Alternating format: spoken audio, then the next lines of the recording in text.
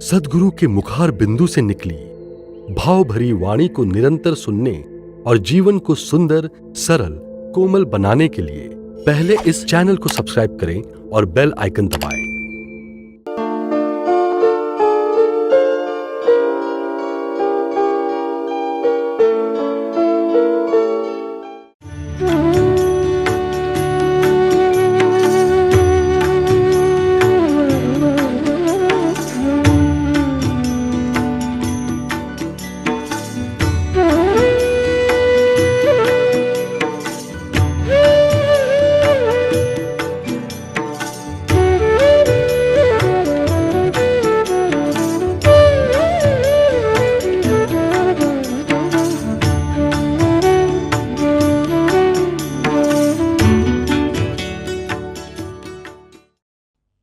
अभी कुछ दिन पहले की बात है कि स्थान विशेष के साधु से किसी बहुत धनी आदमी ने पूछा कि महाराज ये दुख क्यों होता है।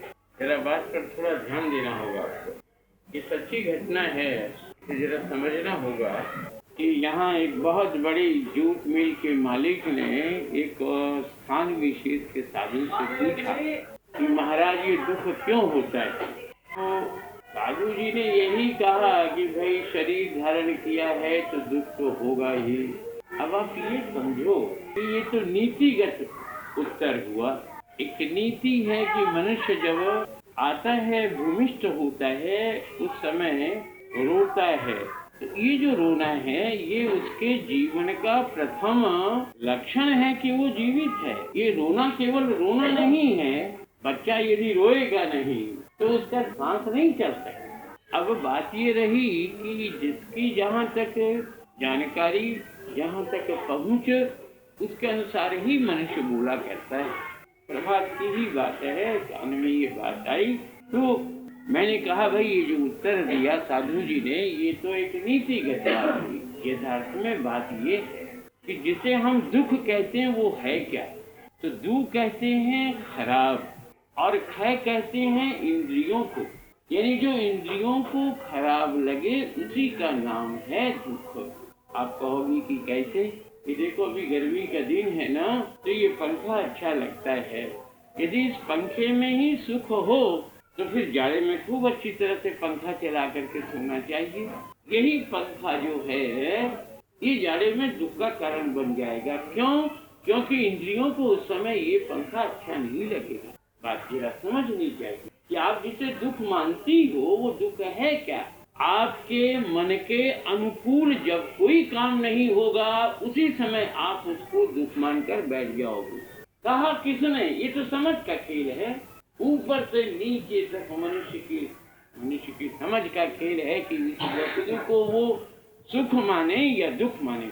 एक आदमी जेल जाता है, एक तो बहुत बुरी बात है, जेल जाता है, लेकिन देश के लिए, धर्म के लिए, जाति की भलाई के लिए यदि एक व्यक्ति जेल जाता है, जेल क्यों जाए, फांसी के तख्ते पर भी लटक जाए तो उसका जीवन धन्य है।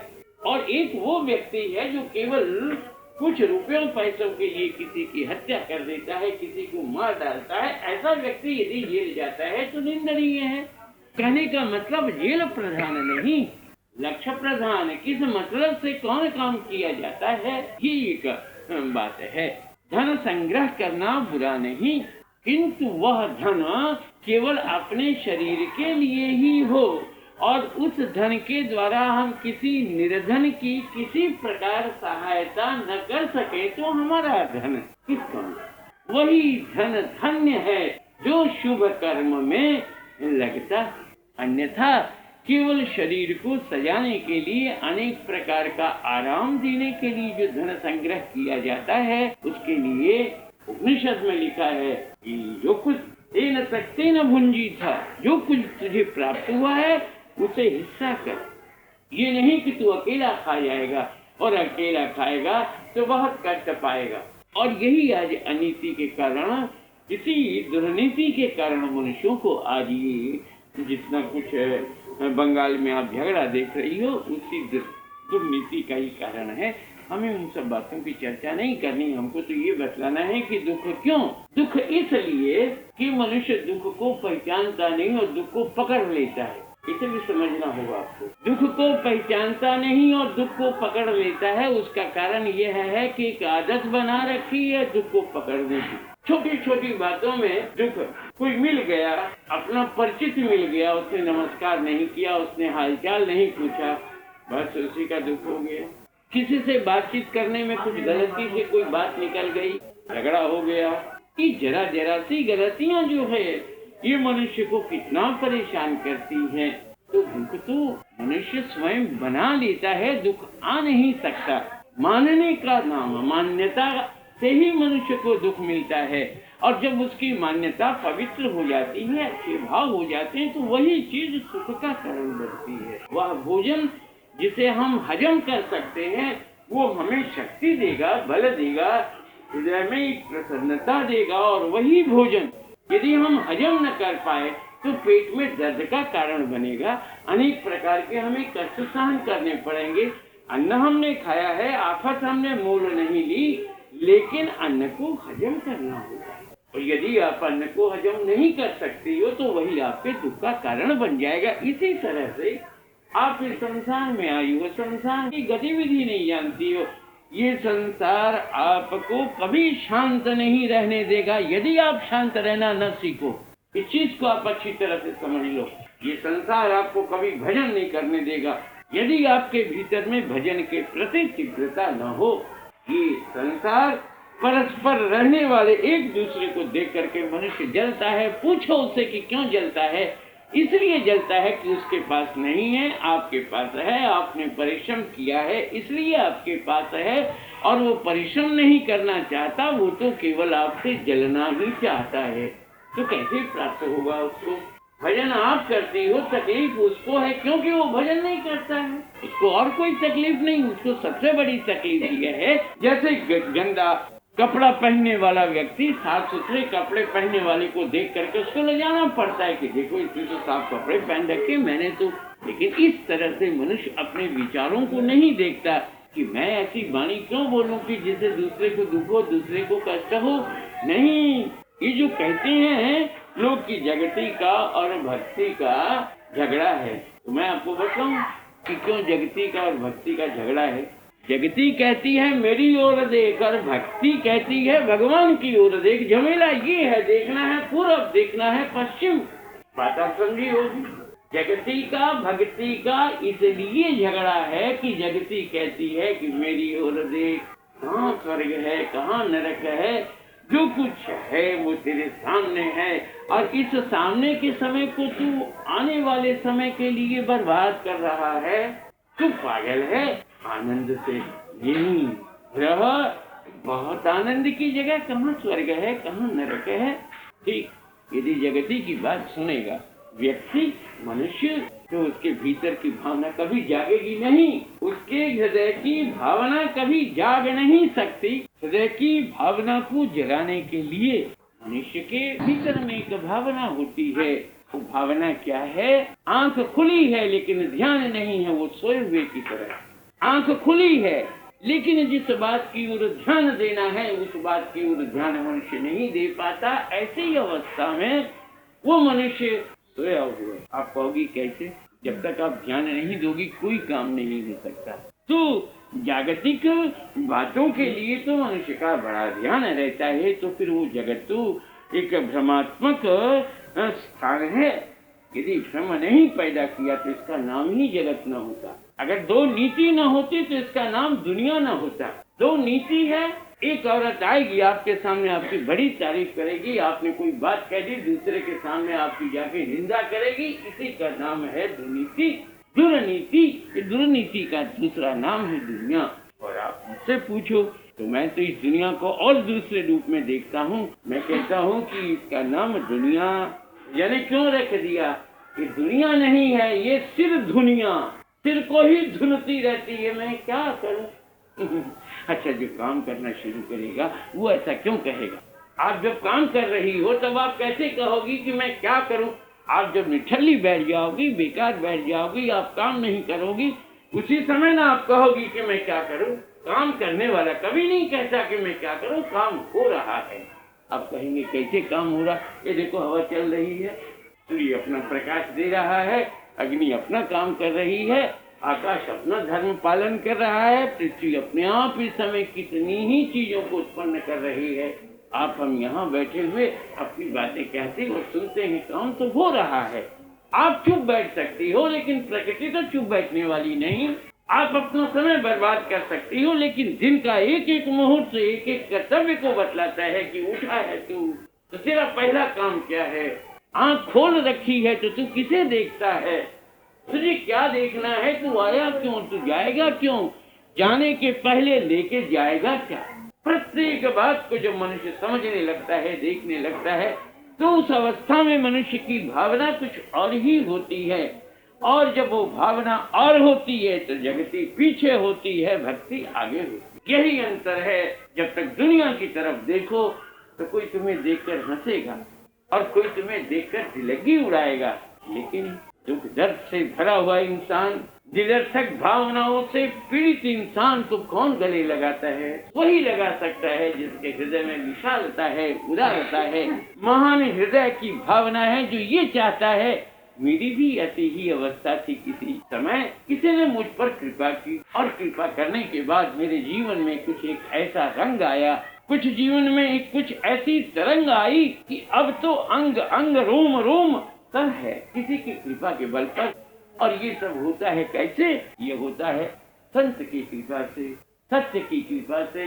वह व्यक्ति जो ये कहे मर जाऊं लेकिन सत्य न छोड़ो, तो ये कहता है मेरा जीवन परिवार के लिए नहीं बल्कि मेरा जीवन उस सत्य के लिए है जिस सत्य ने मुझे मनुष्य बना करके भेजा और कहा जब तक तू जीवित रहेगा मुझे याद रखेगा, मैं तुझे याद रखूंगा। एक रोज खेलते खेलते तू लौट करके मेरे पास आएगा और उस समय तू कुछ ऐसे भाव लेकर के आएगा जो मेरे ही भाव होंगे, और आने के पहले तू कितने ही लोगों को शांति दे करके आएगा। देखो दुनिया, जहाँ दुनिया कलबला रही है, कीड़ों की तरह है मनुष्य, लेकिन हिंसक पशु की तरह एक दूसरे को खा जाना, लूट लेना, जला देना, ऐसी दुनिया में जाकर तू आनंद की वृष्टि कर, तू संत का बच्चा है, तेरा काम यह है शांति फैला। दुनिया आग फेंकेगी किसी रूप में, वाणी के रूप में, वस्तु के रूप में, बम के रूप में, किसी भी रूप में आप समझो, दुनिया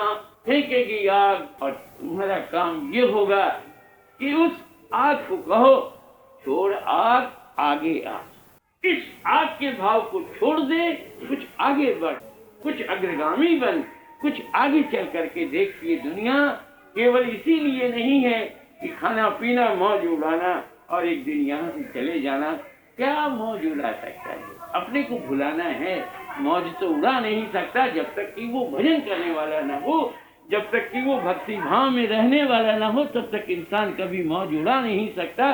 क्योंकि बताऊं आपको, नाम है हरि, भगवान का नाम है हरि, और जब तक हरियाली नहीं छा जाती, आप जानती हो ना कि पत्ता हरि के पेड़ पौधा जिसके अन्न को हम खाते हैं, क्या होता है, निकलते ही हरी निकलता ही वो हरा भरा निकलता। अगर सूख जाएगा तो आप हम खाएंगे क्या।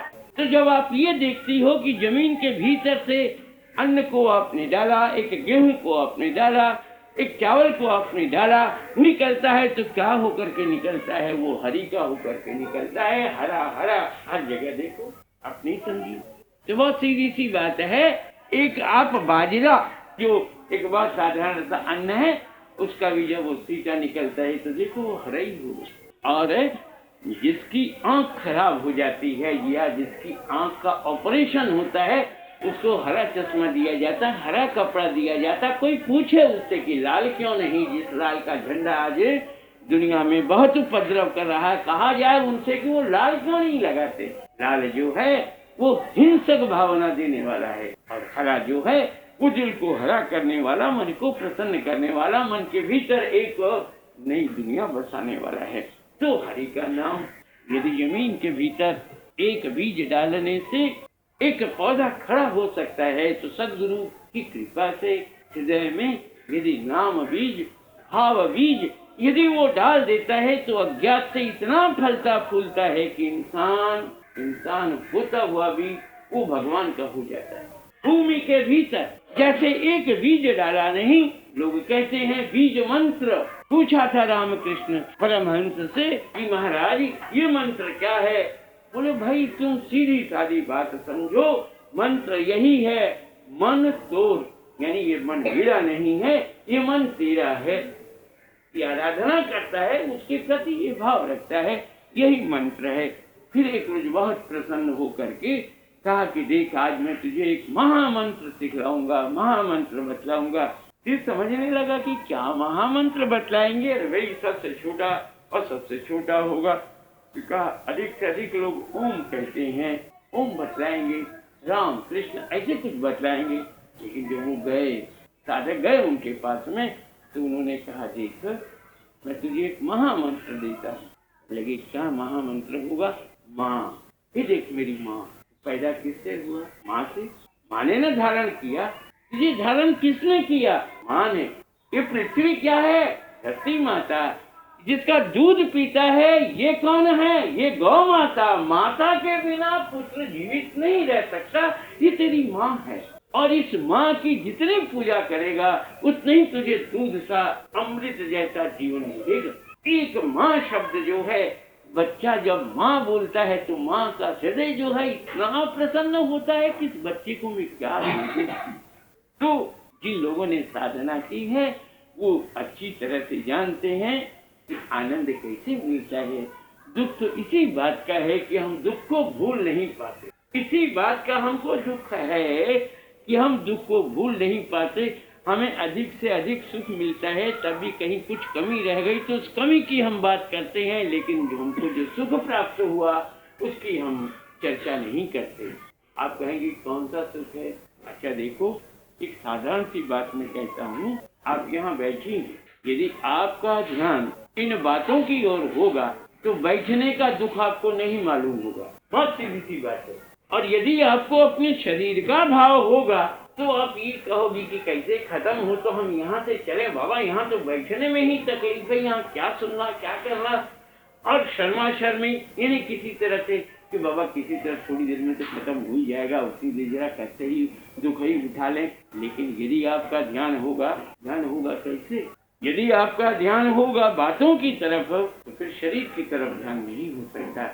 शरीर की तरफ भी आप ध्यान रखो, बातों की तरफ भी ध्यान रखो, दोनों काम नहीं हो सकता। ऐसे ही नहीं हो सकता कि मनुष्य हंसना भी चाहता है, गाल फुलाना भी चाहता है, तो गाल फूलेगा तो हंस नहीं सकता है, हंसेगा तो गाल फूल नहीं सकता।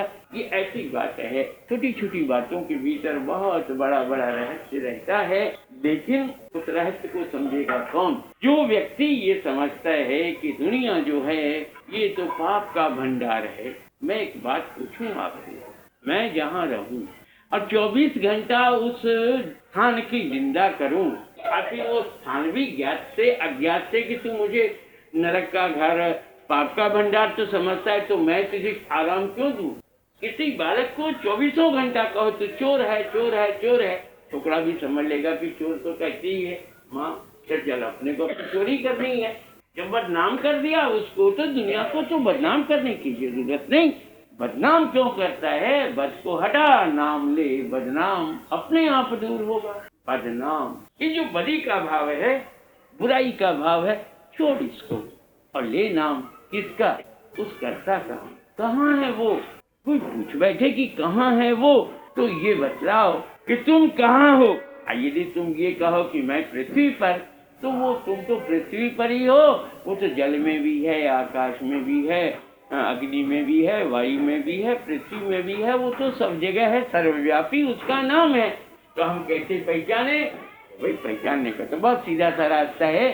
ये हवा बह रही है, उसमें तुम सांस ले रहे हो, पहचानते हो इस हवा को कि कैसी है? ये काली है या सफेद है या गोरी है या पीली है या क्या रंग है, इसका जानते हो? नहीं। तो फिर आप ये समझो, पहचानोगे। कब पहचानोगे? जिस दिन तुम अपने आप को पहचानोगे कि तुम कौन। मत समझो कि तुम पाप के भंडार, भगवान ने तुमको पाप का भंडार बनने के लिए नहीं भेजा है। यहाँ कहा है देखो मैं तुझे मनुष्य बना करके भेजता हूँ और मैं उसी दिन प्रसन्न होऊंगा जिस दिन तू देवता बनकर लौटेगा या तू मोक्ष के योग्य होकर के लौटेगा। मनुष्य तक तो पहुँचा दिया तुमको। अब तुम्हारा दो काम है, या तो तुम देवतुल्य बन जाओ कि दुनिया तुम्हारा नाम लेकर के शांति, संतोष, भक्ति, ज्ञान प्राप्त करे, या दूसरी ओर फिर ये है कि तुम मोक्ष प्राप्त करो। तो दो में से कोई न कोई चीज जब होगी तभी तो तुमको शांति मिल सकती है। अब सही बात ये कि अभी 12-13 मिनट और बोलना है, तो मैं बोल चुका हूँ और कुछ मुझे और बोलना है। मैं आपसे क्या बोलूँ? यदि यथार्थ चीज मैं आपसे कहने के लिए जाऊँ तो आप विश्वास नहीं, और जब आप विश्वास नहीं करोगी तो मेरा बोलना कोई अर्थ नहीं रखेगा। आप कहोगे कि ये क्या बात है, आपको सीधी सी बात बता दूं, जब तक आपका अहंकार गिरता नहीं तब तक आपको किसी चीज की प्राप्ति नहीं हो सकती। न नाम धन मिल सकता है, न प्रभु का रूप आपको मिल सकता है, कोई चीज नहीं मिल सकती। इसलिए आप ख्याल करो कि गीता में भगवान कृष्ण को लाचार होकर के कहना पड़ा, मामेकम शरणम व्रज, तू केवल एक मेरी शरण में आ जा। तो नहीं कहा कि 10 की शरण में चला जा। अरे 10 की शरण में तो है भाई, ऐसे है 5 ज्ञानेंद्रिय की शरण में है, 5 कर्मेंद्रिय, 10 की शरण में तो है। कान से सुनाई नहीं देता, अब क्या होगा तो आँख से देखो, आँख से दिखलाई नहीं देता तो कान से सुनो। तो इनके तो बस में है नहीं। कोई चीज रहे, एक चीज का अभाव होता है तो उसकी कमी को पूर्ति करने के लिए दूसरा कोई रूप लेना पड़ता है। तो ये चीज तो दुनिया में चली। तो मैंने ये आपसे क्यों कहा कि आप विश्वास नहीं करेंगी? कैसे करेंगी? अरे भाई, ये अहंकार जो है ये तो अर्जुन जैसे भक्त का भी दूर नहीं। अर्जुन को बड़ा अभिमान था कि मुझसे बढ़कर के कृष्ण का कोई सखा नहीं हो सकता। भगवान ने देखा कि कैसे अहंकार दूर हो। यदि मैं उपदेश दूं इसको या कोई बात कहूं कि भाई तुझसे बहुत अच्छे मेरे और भी भक्त हैं, तो ये कभी विश्वास नहीं करेगा। तो एक रोज कहा कि चल जरा हम लोग भ्रमण करने के लिए चलें। रथ पर दोनों सवार हो गए, गपशप करते हुए शहर से कुछ दूरी तक पहुंचे। देखा एक ब्राह्मण एक साधारण सी धोती पहने हुए, गले में एक धागा डाल रखा, मोटा सा, और इस तलवार लटका रखी। भगवान कृष्ण तो दूर बैठे रहे रथ पर और कहा उस अर्जुन से कि जाके पूछ तो सही कि ब्राह्मण है, दुबला पतला है, ऊपर से जो सूखी पत्तियां गिरती हैं उनको चबा कर खाता है, इतना सीधा साधा जीवन है, आखिर फिर इसने तलवार क्यों लटका रखी है? जरा जाके पूछ तो सही। चला पहुंचा साधारण, जाकर के प्रश्न किया कि महाराज आपका शरीर है ब्राह्मण का और आपने तलवार ले रखी है और सूखी पत्तियां आप चबाते हो, आखिर ये क्या माजरा है, क्या तमाशा है? कहने लगे कौन है तू पूछने वाला? मैं उस अर्जुन को खोज रहा हूँ जो मेरे भगवान से कभी तो रथ हंसवाता है और कभी घोड़ों के खुर पर हाथ लगवाता है। अगर वो मुझे मिल जाए तो उसके टुकड़े टुकड़े करके छोड़ूं, क्योंकि उसने मेरे भगवान को बड़ा तंग कर रखा है। घबरा गया अर्जुन। उसने कहा नहीं कि मैं ही वो अर्जुन हूँ। इतनी ही बात है कि महाराज वो अर्जुन बड़ा मूर्ख है जो भगवान को इस प्रकार से हर एक काम में लगा करके कष्ट देता है। तो भाई बात ये है कि अहंकार गिरता नहीं जब तक कि निरअहंकारी को व्यक्ति देखता नहीं। जो साधना करता है उसको साधना का अहंकार, जिसके पास पैसा है उसको पैसे का अहंकार, जो कुछ विद्या पढ़ने के लेता है तो उसको विद्या का अहंकार। तो कहने का मतलब ये है कि अहं मैं ही हूँ। अरे क्या है तो? एक कवि ने एक पंक्ति लिखी, पानी के बल तिनका बहता, पानी के बल तिनका बहता, मैं हूँ कहता। क्या मतलब हुआ इसका? सीधा सा मतलब है, एक तिनका है, पानी जो है उसको उठा के ये ले जा रहा है, लहर के साथ तिनका ऊपर नीचे होता है, तो वो तिनका कहता है पानी के बल तिनका बहता मैं हूँ। देखो मुझे मैं कितना ऊंचा चढ़ गया। अरे तू क्या ऊंचा चढ़ गया? पानी ने तुझे ऊपर उठा दिया। ये धन तुझे मिला कहाँ? देने वाले ने तुझे धन दिया। ये संतान थी कहाँ? देने वाले ने तुझे संतान दी। ये विद्या थी कहाँ? ये तो देने वाला देता है। लेकिन कहाँ मानता है कि कोई देने वाला है? वो कहता मैंने अर्जन की। अरे अर्जन तू कहाँ से कहता? भले आदमी, तेरे भीतर ऐसी शक्ति दे दी उसने, ऐसा भाव दे दिया, अन्यथा तू दिन भर चिल्लाता रहेगा, दुनिया की बातें करता रहेगा, लेकिन भूल करके भी कभी प्रभु का नाम ले नहीं सकता। अपनी एक वाणी लिखी हुई है, कहता है भक्त मैं तुझे याद करता हूँ, मैं तुझे याद करता हूँ। तो किसी समझाने वाले ने कहा रे तू क्या याद करता है, याद को उल्टा के पढ़। तो याद को उल्टा देने से पहले आ गया दया। तो जब उसकी दया होती है तब मनुष्य उसे याद कर सकता है, अन्यथा मनुष्य दुनिया की बातें करेगा लेकिन उसको याद नहीं कर सकता। रसना को रस मिले कैसे, क्योंकि उसने तो दुनिया की खुराफात बातों को अपनी जीभ पर धारण कर रखा है, वो नाम धारण नहीं कर रखा है जिस नाम के उच्चारण मात्र से अनेक जन्मों के निरर्थक संस्कार उस तरह से जल कर खत्म हो जाते हैं, जैसे कि आप एक कपूर को जरा सी दिवासलाई दिखलाओ, कपूर को दिवासलाई दिखलाते ही कपूर जो होता है उड़ जाएगा।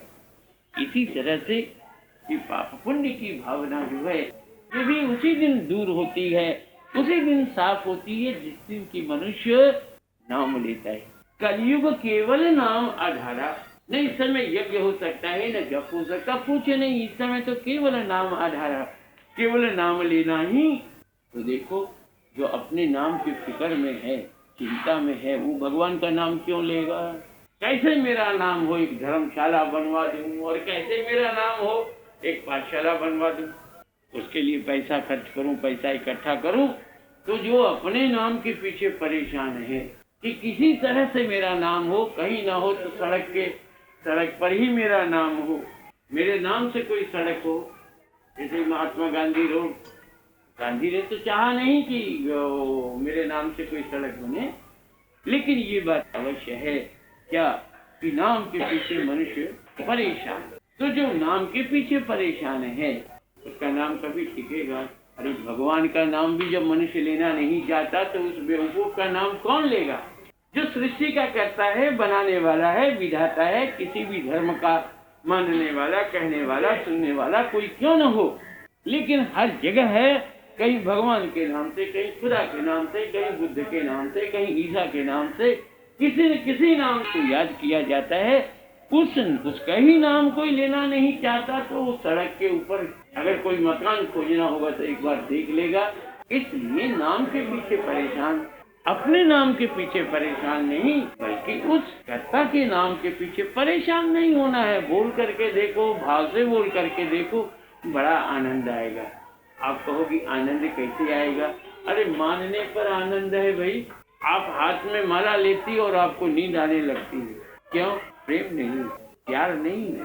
अपने प्रिय को देखते देखते मनुष्य अपना जन्म बिता देता है।